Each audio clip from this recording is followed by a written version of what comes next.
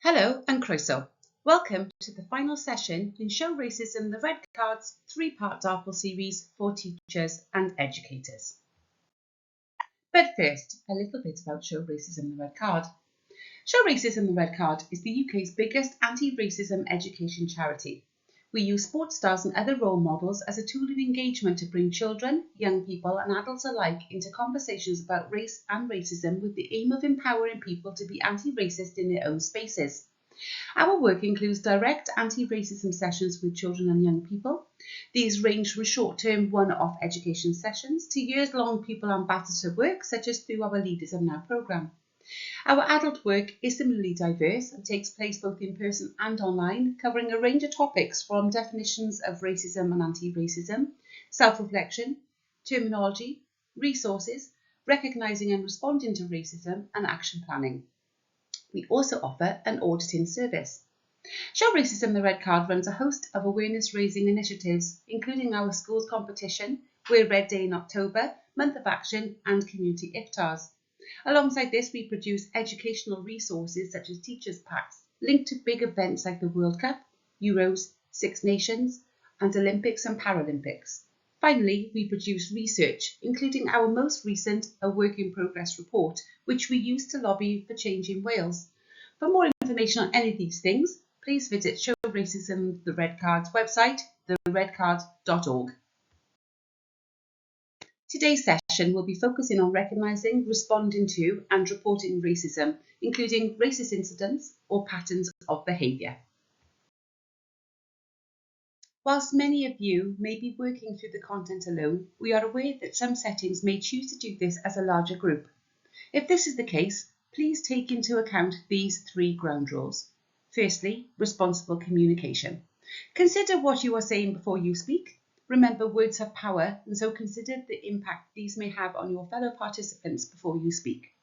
Secondly, openness, honesty, and confidentiality. Whether you are alone or in a group, openness to learning and honesty, even if that's just with yourself, is vital to effectively taking on board received learning.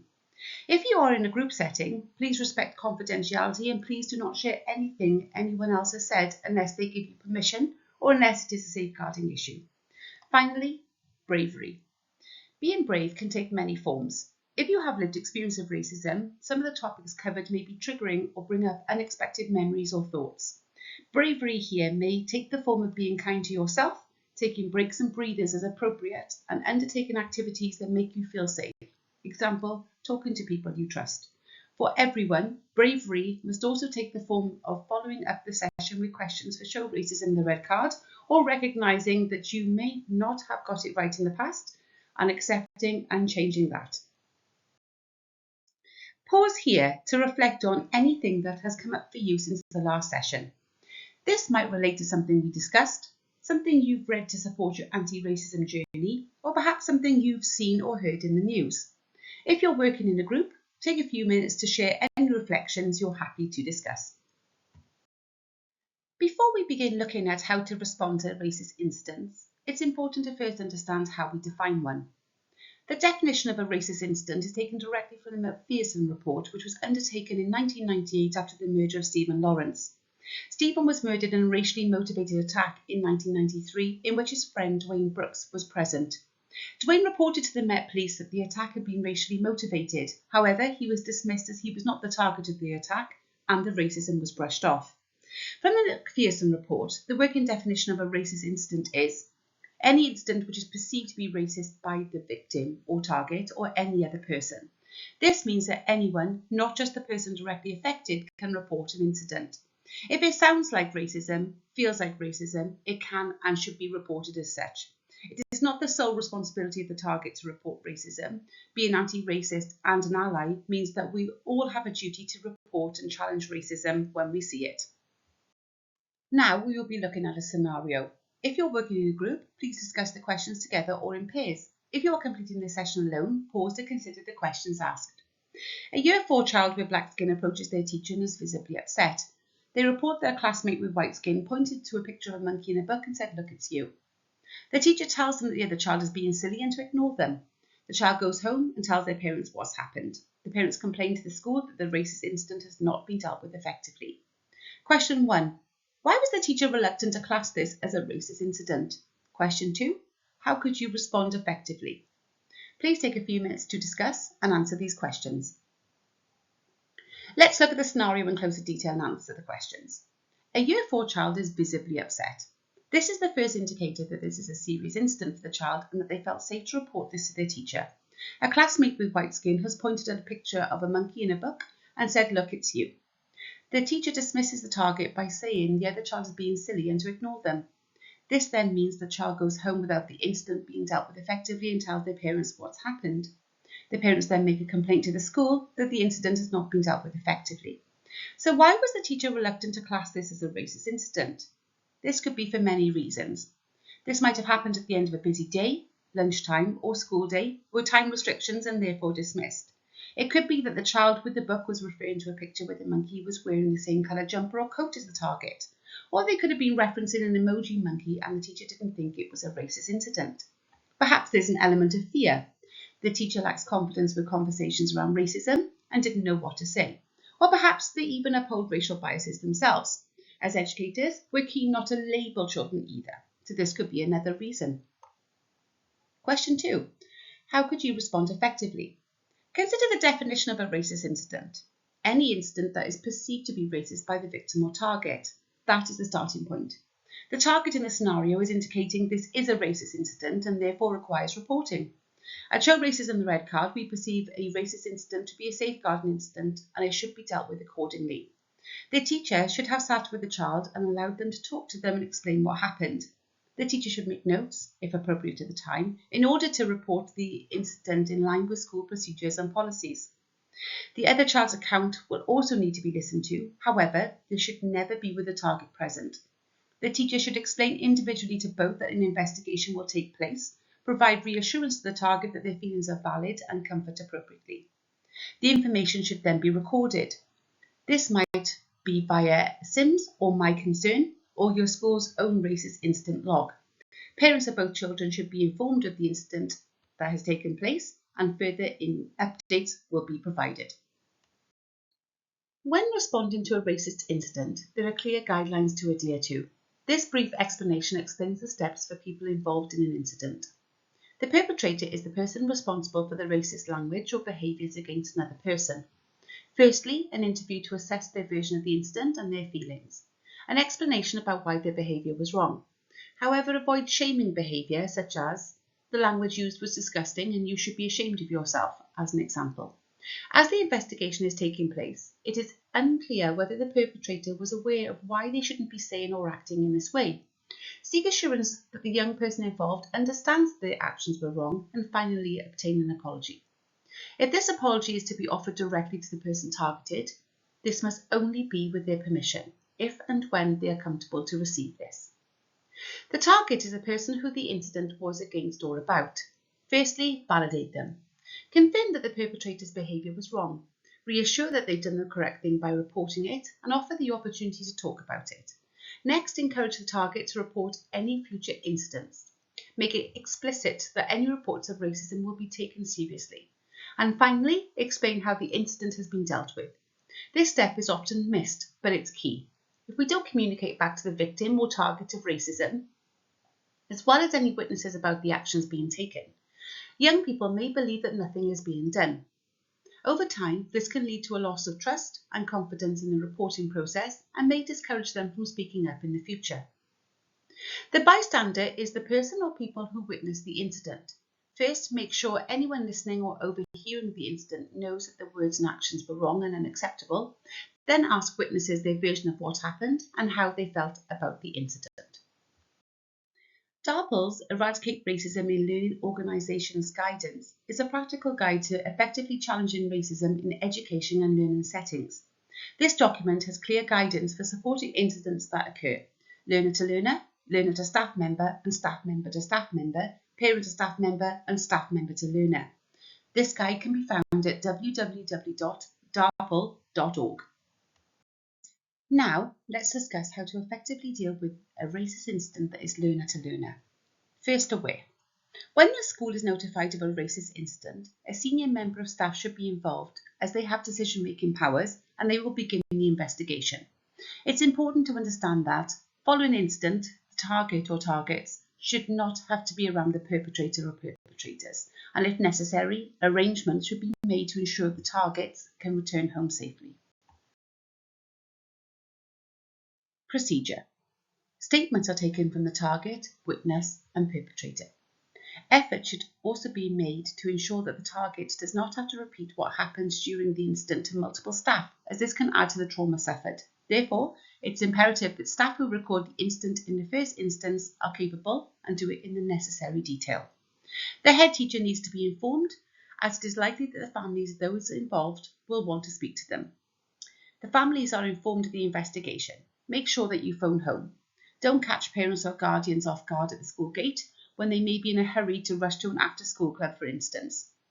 Phoning home gives families time to digest what has happened and indicates that you are treating the racist incident seriously. Families from the target, perpetrator, and any bystanders have to be informed. The impact of a racist incident should never be underestimated, and this could be additional trauma families experience. Give all families a time frame for the conclusion of the investigation, a week, for example. This provides reassurance that it is being dealt with in a timely manner. If by the end of the given time frame the investigation is still ongoing, contact all families to provide them with a new time frame and keep all involved updated.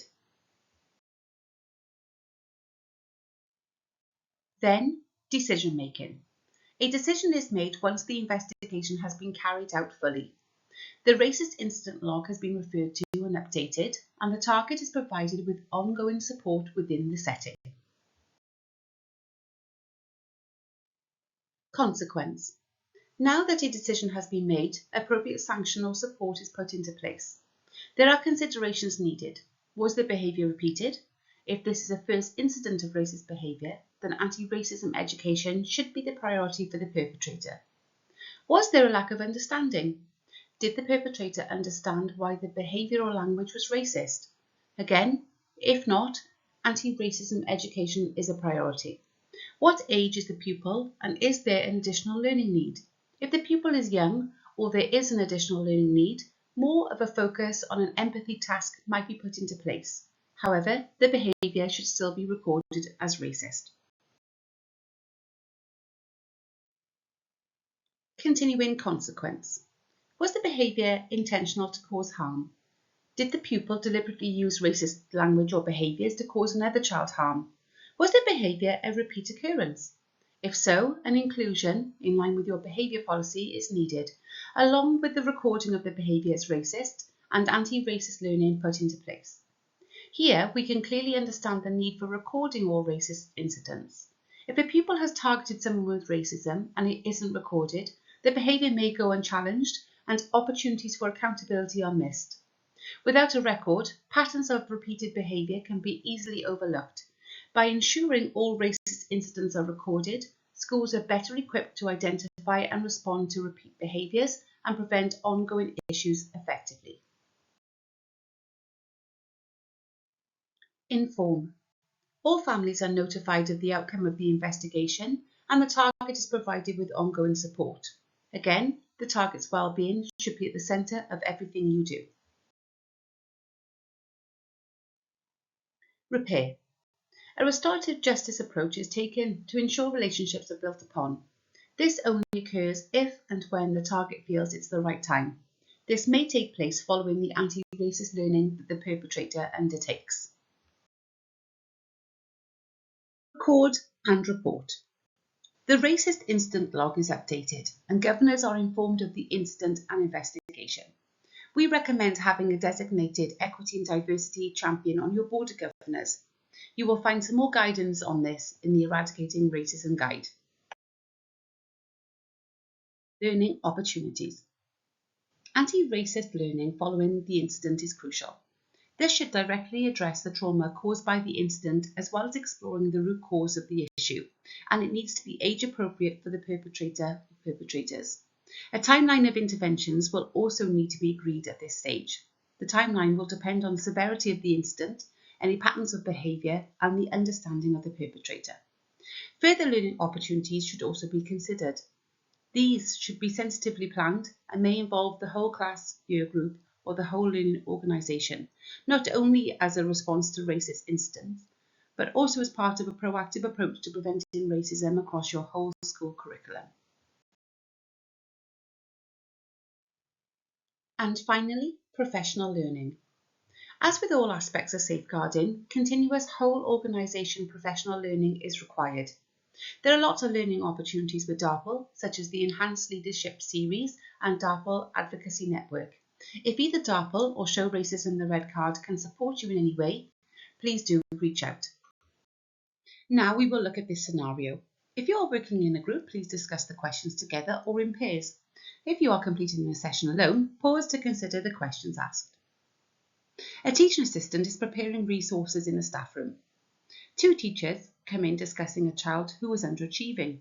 One comments, "How am I supposed to help them when the mum can't even speak English?" The teaching assistant raised a comment informally with the line manager. Question 1. How do you think this incident should be dealt with? Question 2. How does the way we view multilingualism shape the experiences of our school community? Please take a few minutes to discuss and answer these questions. Let's consider our responses.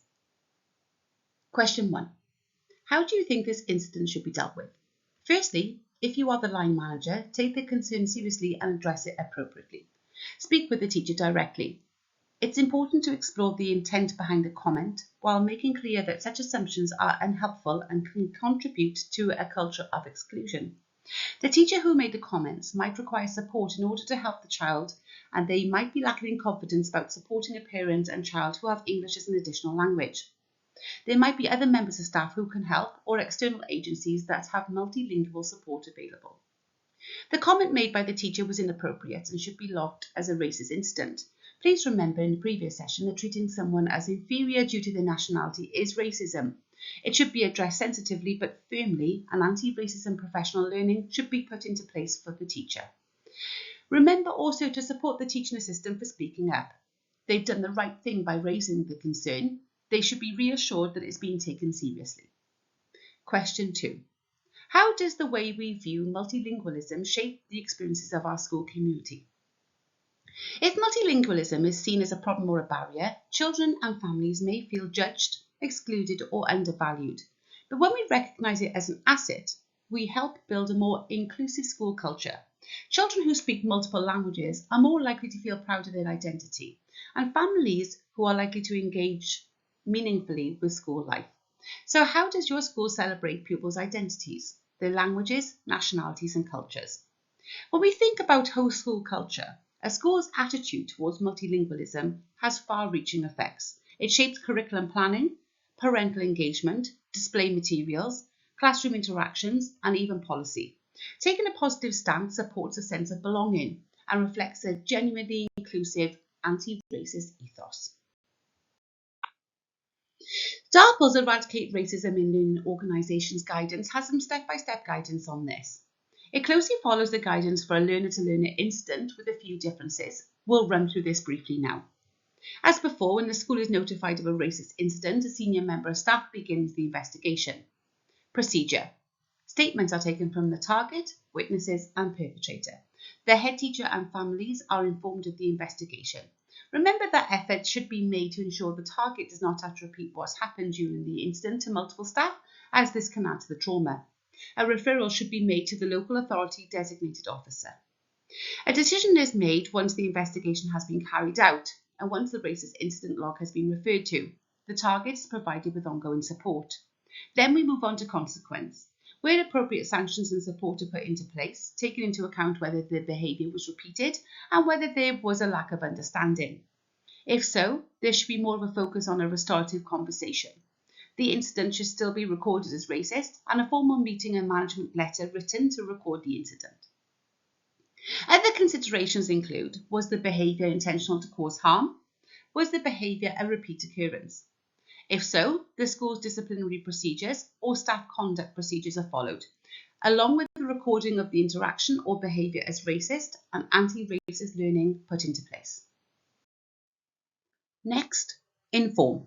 All parties are notified of the outcome of the investigation and the next steps. Target is provided with ongoing support. Repair. A restorative justice approach is taken to ensure relationships are built upon. This is only if and when the target feels it's the right time. Record and report.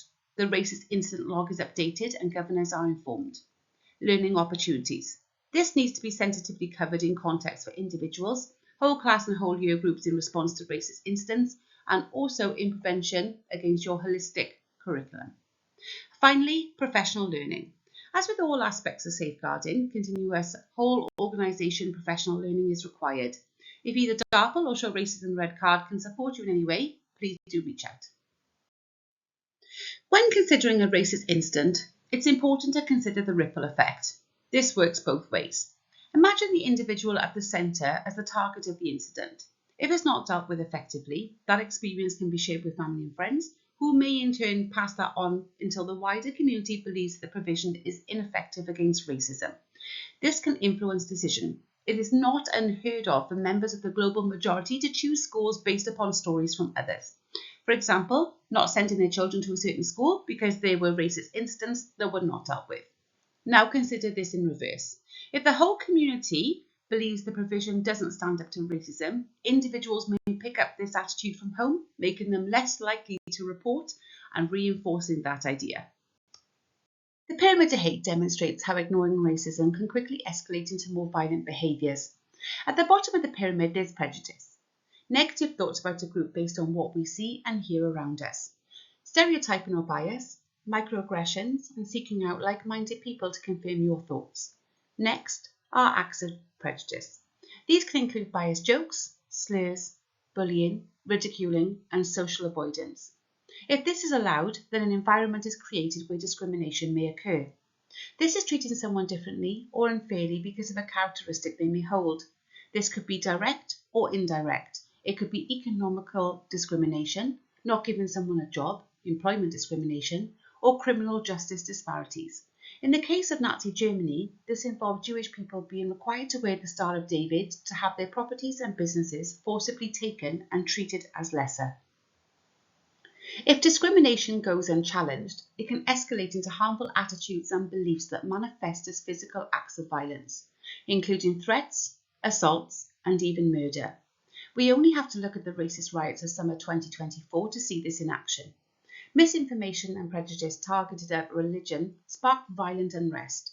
Mosques were attacked, people were pulled from their cars at traffic lights, bricks were thrown through the windows of global majority residents, and libraries were set on fire. The consequences were devastating. Finally, at the top of the pyramid is genocide. This is not the same as murder. This is the act or intent to deliberately and systematically annihilate entire groups of people. The Holocaust is an example of genocide. Where do you think we are on this pyramid here in the UK at this moment? When we apply this thinking into education settings, Show Racism the Red Card's research into racism and anti-racism in school shows clear evidence of prejudice, such as mocking someone's accent. There is evidence of discrimination, leaving someone out due to their nationality, for instance, and even acts of violence. Some pupils have experienced physical attacks. We have heard about pupils having their hijabs forcibly removed or being spat on because of their religion. We're not suggesting that genocide is a concern in our schools, but the pyramid shows how these behaviours can escalate if left unchallenged. By addressing prejudiced attitudes early on, we can prevent them from developing into something far more serious. The video on the next slide comes from Educating Greater Manchester, a documentary shown by Channel 4 in 2017. While you watch, consider Mr. Povey and Mr. Hamdawi's responses to the incident. In the past 5 years, the number of students at school who, like Rani, have English as an additional language has quadrupled. The community's changing. Where I first arrived, 99% of our students were white British, and we're seeing different ethnic groups coming into the area. I think most kids integrate really well, because kids will be kids, but every now and again it gets a bit more complex and a bit more difficult. You can get that person in your year or any other year that's just like, oh, they're terrorists or something, or they're going to do something bad. In year 7, I met some racist people. There's some people that just ruin it, you know, for the new people that coming in. When people come in, they get housing benefits and all that. They get paid more than we do, but I think at the end of the day we're all in one boat. I don't like to live in England. Like, some people think that Polish people is taking their works and jobs. They could be at war and they need to come over, so they've got a safe place to be. But at the same time, there's not enough places to live in this part of the country for other people. I think people are worried about their area not being as it was before. But our job is to help the kids who are already here adjust as much as the students who are coming to the area. We've got to help them hit the ground running too.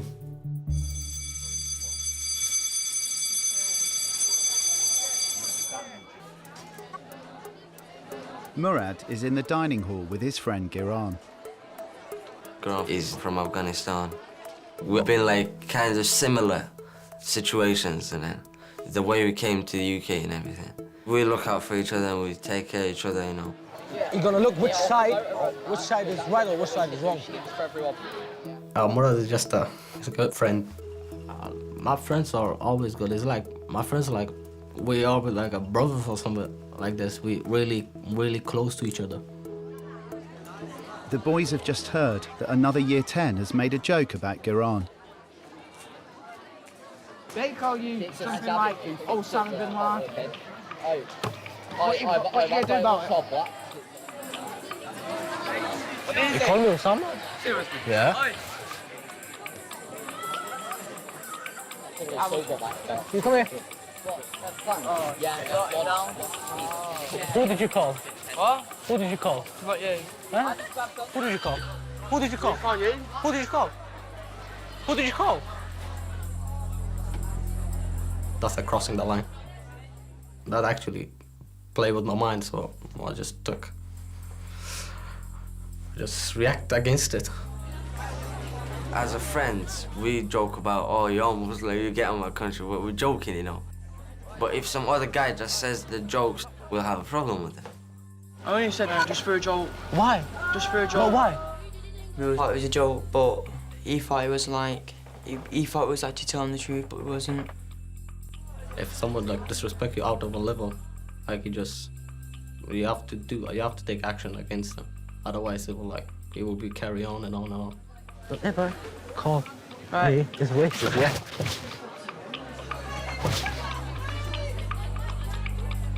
Don't ever call a Muslim person, yeah. This. Do you understand it or not? Yeah. You're gonna do it. No. Let's go. One of Giran's teachers, Mr. Hamdawi, has been called to talk to him about the incident at lunchtime. Come on, we'll sit down. Take a seat. What's happened? Robbie was saying some comments. What did they say? They say something like, "I look at Osama" or something like this. I told him before, like, I don't like that. Did he get physical? Be honest with me. Yeah, I did. He did? I did. Okay. He's not a thug. He's a really nice lad. But it's important that he understands that in the real world, you know, you can't always take matters into your own hands. You need to control yourself. Trust me, I know people are going to say stupid things. Yeah, I've been there. People still say stupid things now. You have to ignore them.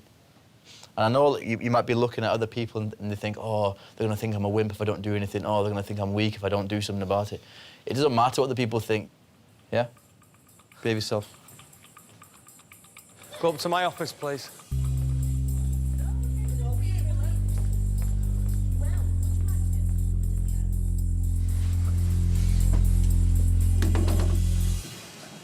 Sit up. Do you think that's acceptable? No, sir. Because I don't think it's acceptable. How do you think that makes somebody feel when they're likened to a world terrorist just because of the colour of their skin or their origin or anything else? I don't see you as a bully. I see you as a silly boy who makes some bad decisions.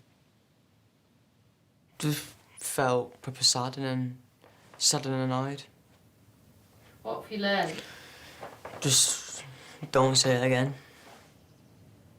So I want in one word that tells me now how you're feeling about this situation. Disappointed.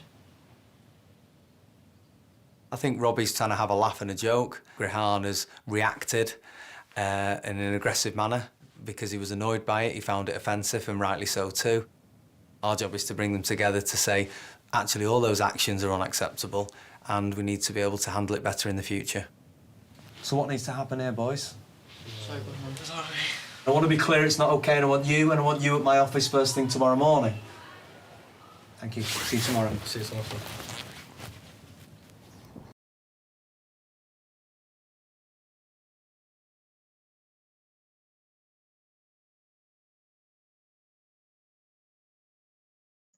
So, what went well?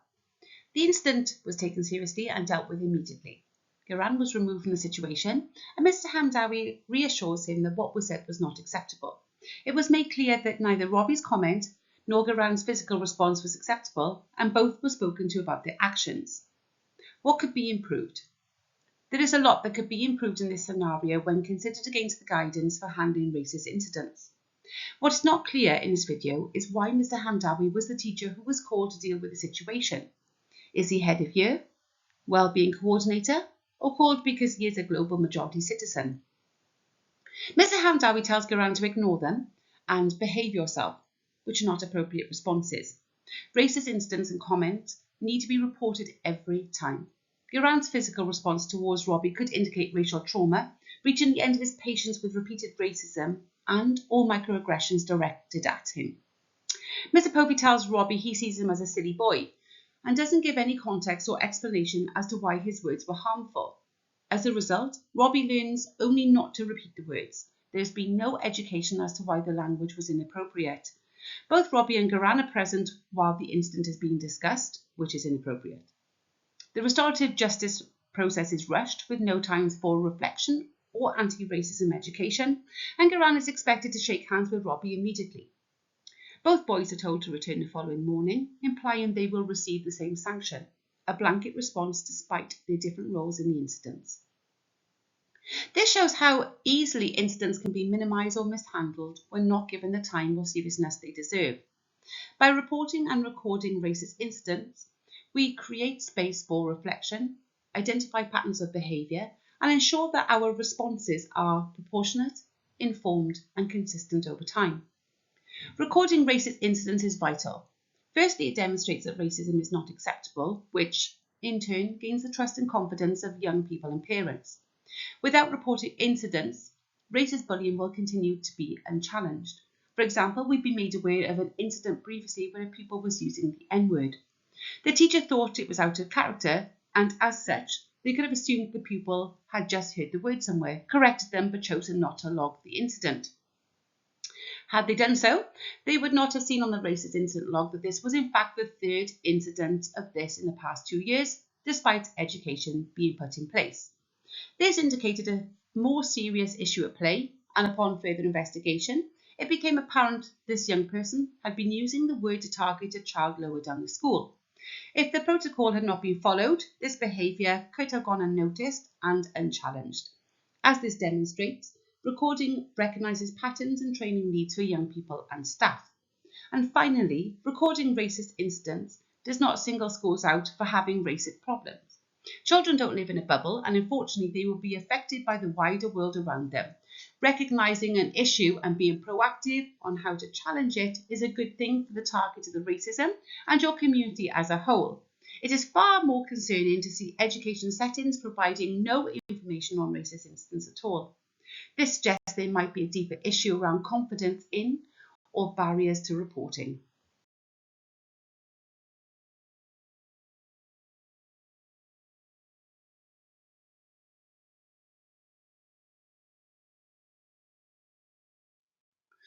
What does Estin say about recording and reporting racism? In a 2018 primary school report, Estin noted that racism was a priority. It wrote in a school report that it does not recognise and celebrate sufficiently the richness of its community and the diversity of the backgrounds of its pupils. And in a few instances where there is issues of bullying in Key Stage 2, including those of a racial nature, the school does not respond consistently with sufficient swiftness and robustness. It's essential that all school staff, not just teachers, understand how to follow up appropriately after a racist incident. A Estin thematic review on wellbeing in 2019 found, Welsh Government guidance advises schools to keep accurate records of bullying, and Estyn recommended in its Action on Bullying report that schools record and monitor incidents of bullying in relation to the protected characteristics and use this information to review strategic equality objectives. However, only a minority of schools keep useful records about bullying, with most schools only recording what they regard as serious. By not recording carefully any allegation of bullying by pupils or what may be considered as a minor incident, schools are at risk of being unable to build up a picture over time about certain pupils whose well-being may be a significant concern but unknown to the school. It also means that schools were unable to evaluate effectively their work in relation to protected characteristics. If we're not recording and reporting every incident of racism, we risk failing to safeguard the children in our care. It's important too to remember that racist incidents often happen in informal spaces, during transitions or in the playground. That's why every member of staff has a role to play in recognising and responding to racism. Again, this issue was highlighted in the 2020 thematic review, this time in relation to schools' prevent duties. One of the key recommendations was that schools should record and report all incidents of racist language and racial bullying properly, and offer suitable support and challenge to victims and perpetrators. It's essential to report every incident so that meaningful action can be taken. Staff also need to feel confident in recognising and challenging racist language when it occurs. Here at Show Racism the Red Card, we have a toolkit that we share with both young people and adults in order to challenge racism. Number 1, rephrase. This can be modelling the correct terminology in conversation, such as mixed heritage, for example. Number 2, question. Racism isn't built upon logic, and question is the quickest way to dispel. An example is, what do you mean by that? And can you explain that joke to me? I don't understand. It's the fastest way to unpick a racist joke and can make people think twice about repeating. Number 3, inform. Tell people of facts you know about terminology, immigration and religion. 96% of all immigration into the UK is through legal channels. The origins of the N-word is not from music, but actually from a time where people were stolen and treated abhorrently. Number 4, direct challenge. This is where you directly challenge when you see or hear racism. Telling the perpetrator you heard or saw what happened and that it is unacceptable. A simple, please don't say that, it's not acceptable online is another example. This comes with a if you feel safe caveat. If you are in a situation where you do not feel safe to directly challenge racism, do not challenge. Safety is priority. However, please ensure you leave a situation that is unsafe, that you also take that target with you. Number 5, indirect challenge. This is reporting when you see or hear racism. 101 is the non-emergency number to report to the police. There are many counties with council-supported apps to report racism, as well as the reporting tools in school. Number 6, withdraw. Removing yourself from a situation where you are not feeling safe or have directly challenged. An example can be changing the conversation. I am changing the conversation now as I feel we cannot agree. If you're withdrawing from conversations or incidents, please remember to take any targets with you and check in with them for what they would like to do next. Before we move into the final reflection, we want to take a moment to thank you for your time and engagement on your anti-racism journey. Anti-racism work is not easy. It takes courage and a willingness to reflect and take action. Your commitment to being part of this journey matters.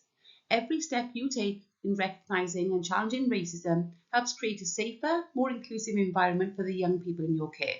So let's reflect on what it means to be anti-racist and why it can seem hard at times. Imagine racism as a moving walkway, like the type you see at airports. The destination at the end is racial inequality and injustice. Unfortunately, some people actively want to get there. They're walking fast, using energy and moving in the same direction as the walkway. These are actively racist individuals, consciously working towards that end point. Most people aren't like that.